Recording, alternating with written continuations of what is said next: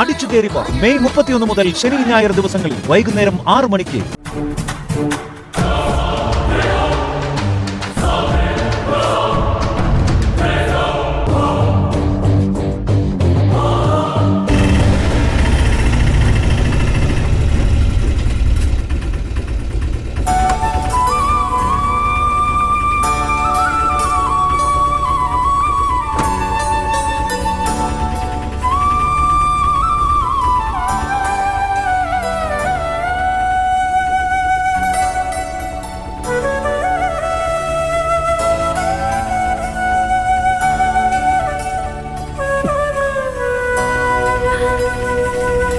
ഇതാ ദൈവനിയോഗമെന്ന് പറയുന്നത്.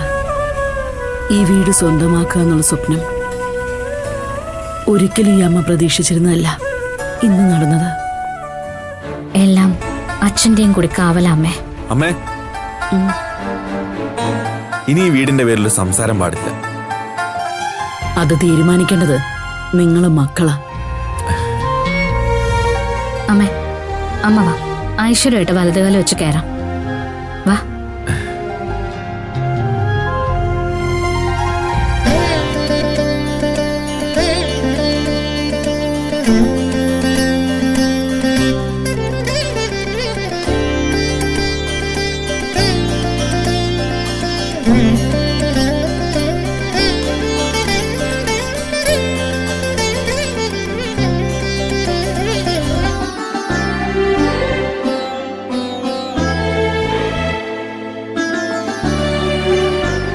അമ്മയും ഭാവനയും സേതുവേട്ടനും ഇപ്പൊ ഈ പടി അടക്കുന്നതിന് ദൈവികമായൊരു സത്യം കൂടിയുണ്ട്. ഇപ്പൊ ഈ വീട് അമ്മയുടെ സ്വന്തമാ.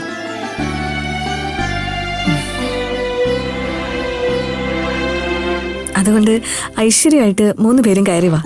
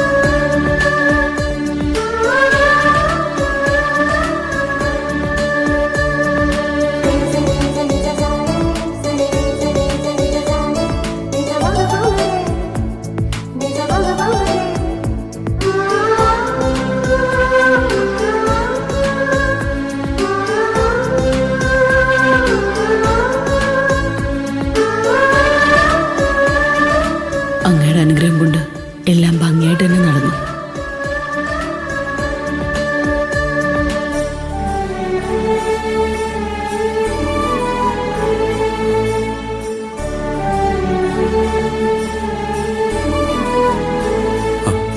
എടാ, അബിയെ യാത്രയാക്കാൻ പോയിട്ട് ഭാമ വന്നില്ലേ? ഇല്ല ഏട്ടാ, ലേറ്റ് ആയിട്ടാ വരുള്ളൂ പറഞ്ഞിട്ടുണ്ടായിരുന്നു.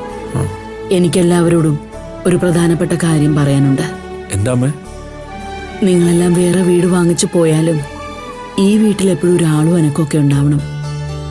അതിനർത്ഥം എപ്പോഴും എല്ലാവരും എൻ്റെ അടുത്ത് തന്നെ ഉണ്ടാവണമെന്നല്ല, ദിവസവും വന്നും പോയൊക്കെ ഇരിക്കണം. അമ്മ, അതൊക്കെ ഓരോരുത്തരുടെ സൗകര്യം പോലെ ചെയ്തോളൂ അമ്മേ.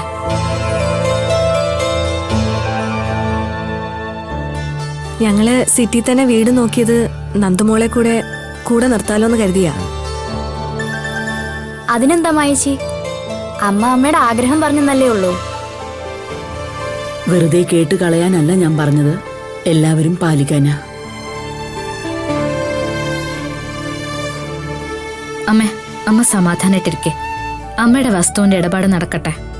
അതിനുശേഷം എന്താ വേണ്ടെന്ന് വെച്ചാ നമുക്ക് എല്ലാവർക്കും കൂടി ആലോചിക്കാം. ഞങ്ങളും സിറ്റി തന്നെ ഒരു വീട് നോക്കിയാലോ എന്ന് ആലോചിക്കുന്നേ.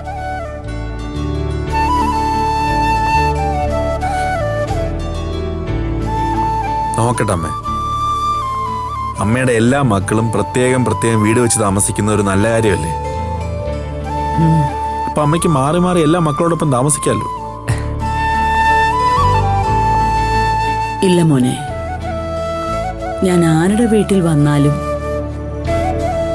തിരിച്ച് ഈ വീട്ടിൽ വന്ന് അന്തി ഉറങ്ങിയാലേ എനിക്ക് സമാധാനം കിട്ടൂ. എങ്കിലേ എനിക്ക് മനസമാധാനത്തോടെ ഉറങ്ങാൻ പറ്റൂ. അമ്മയുടെ ആഗ്രഹം പോലെ തന്നെ നടക്കട്ടെ. എല്ലാവരുടെയും സന്തോഷമാണല്ലോ അമ്മയ്ക്കും കാണേണ്ടത്. എല്ലാവരും അമ്മയ്ക്കൊപ്പം തന്നെ കാണും. ആരെവിടെ പോയാലും അമ്മ വിളിച്ചാ ഓടിയെത്തും. അതെ അമ്മേ, അമ്മ ഒരിക്കലും ഞങ്ങൾ ഒറ്റപ്പെടുത്തതില്ല. പോരെ? ഞാൻ എന്റെ ആഗ്രഹം പറഞ്ഞു. ഇനിയെല്ലാം നിങ്ങളുടെ തീരുമാനം. എല്ലാം നല്ല രീതിയിൽ തന്നെ നടക്കും അമ്മേ. നമ്മൾ ഇതുവരെ ഒക്കെ എത്തിയില്ലേ? അതെ അമ്മേ, നമ്മൾ ആരും പ്രതീക്ഷിക്കാത്തത്ര ഉയരത്തിലാ നമ്മളിപ്പോ. സത്യം പറഞ്ഞാ ഇപ്പോഴും വിശ്വസിക്കാൻ പറ്റാത്തത്ര ഉയരത്തില്. വിശ്വസിക്കണം. വിശ്വസിച്ചാൽ മാത്രം പോരാ, സൂക്ഷിക്കുകയും വേണം. ഓരോ ചുവടും സൂക്ഷിക്കണം. ഇല്ലെങ്കിൽ എത്ര ഉയരത്തിലാണെങ്കിലും താഴോട്ട് വീഴാൻ അധിക സമയം വേണ്ട.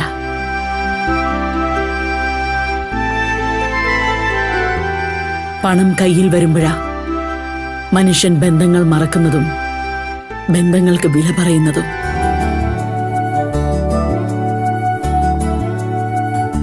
എന്റെ മക്കളുടെ ജീവിതത്തിൽ അങ്ങനെ ഒന്നും സംഭവിക്കാതിരിക്കട്ടെ. അങ്ങനെയൊന്നും ഒരിക്കലും സംഭവിക്കില്ല അമ്മേ. അമ്മ അങ്ങനെയൊന്നും വിചാരിക്കേ വേണ്ട.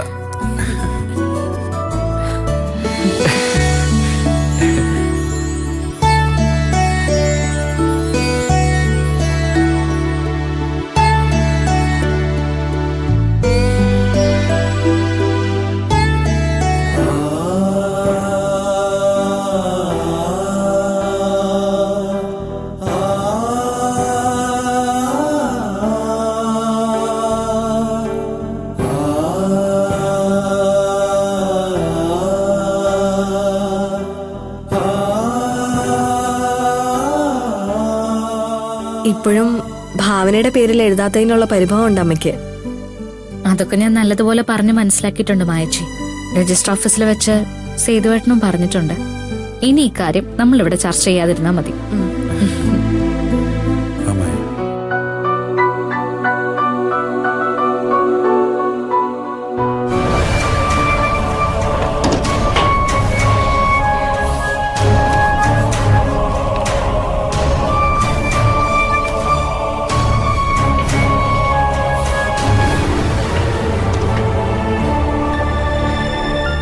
അമ്മേ, അമ്മ അങ്ങനെ പറഞ്ഞത് അവർക്കാർക്കും ഇഷ്ടപ്പെട്ട് കാണില്ല.